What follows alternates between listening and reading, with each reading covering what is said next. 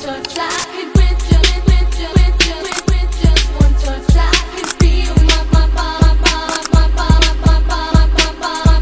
body giving. Bismillahirrahmanirrahim. Assalamualaikum warahmatullahi wabarakatuh. Perkenalkan, nama saya Muhammad Sarifullah, Prodi PGSD UT Banjarmasin dengan NIM 8583258118.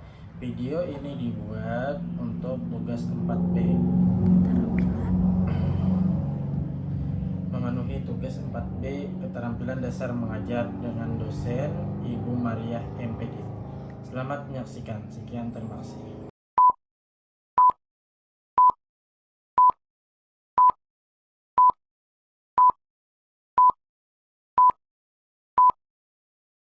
Assalamualaikum warahmatullahi wabarakatuh. Waalaikumsalam warahmatullahi wabarakatuh. Selamat pagi anak-anak. Apa kabarnya hari ini? Baik, Pak. Alhamdulillah. Sebelum belajar, mari kita berdoa terlebih dahulu agar pembelajaran hari ini berjalan dengan lancar. Berdoa dimulai. Baik anak-anak, hari ini kita akan belajar tentang bahasa Indonesia, tentang unsur cerita.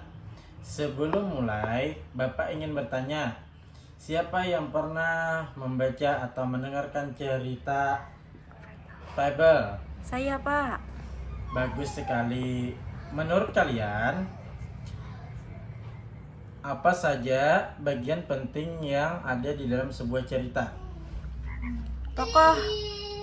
Nah, tabu. Hebat. Nanti kita akan mempelajari lebih lanjut tentang tokoh, watak, latar, dan amanat.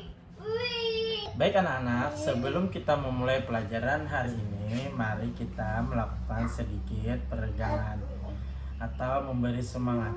Tepuk semangat. Semangat. Semangat. Oke. Kalau kau jadi detektif, tepuk tangan. Kalau kau jadi detektif, tepuk tangan. Mari kita membaca, ayo kita membaca. Kalau kau jadi detektif, tepuk tangan. Oh, baik anak-anak, hari ini kita akan menjadi detektif cerita. Tugas kalian adalah menentukan unsur-unsur penting dalam sebuah cerita. Bapak akan membacakan cerita singkat tentang rubah dan gagak. Rubah dan gagak. Suatu hari, di dalam hutan ada seekor rubah yang melihat seekor gagak sedang terbang dengan sepotong daging di paruhnya. Sang gagak lantas bertengger di dahan pohon. Rubah yang sejak pagi belum makan ingin sekali mendapatkan daging tersebut. Ia pun berjalan hingga ke bawah pohon yang dihinggapi gagak tadi. "Selamat siang, Nyonya Gagak yang cantik," serunya. "Betapa mempesonanya penampilanmu hari ini. Matamu tampak cerah, parutmu bersih, dan bulumu berkilau." Mendengar pujian itu, gagak menoleh ke bawah.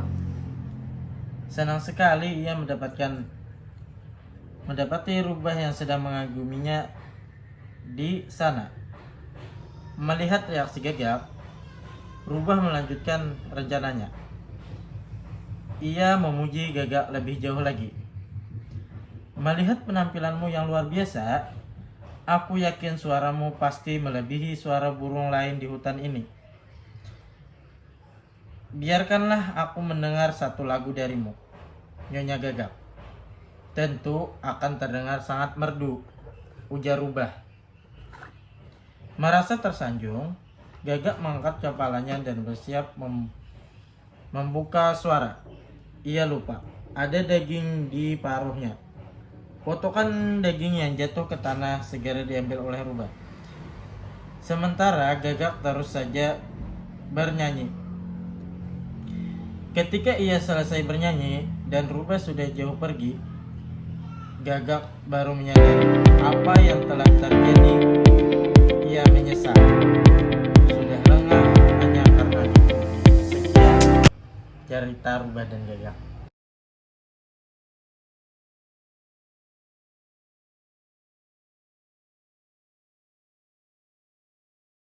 Baik, dari cerita Gagak dan Rubah, kita akan memberi kesimpulan atau sesi tanya jawab.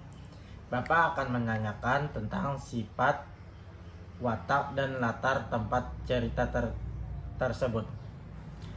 Baik, Bapak akan bertanya, siapa tokoh yang ada di dalam cerita tadi? Rubah dan Gagak. Bagus. Menurut kalian, bagaimana sifat Rubah? Lalu bagaimana sifat Gagak? Mudah percepat sekali. Baik. Sekarang kalian bekerja dalam kelompok. Bacalah cerita Rubah dan Gagak. Lalu isi LKPD yang telah Bapak bagikan.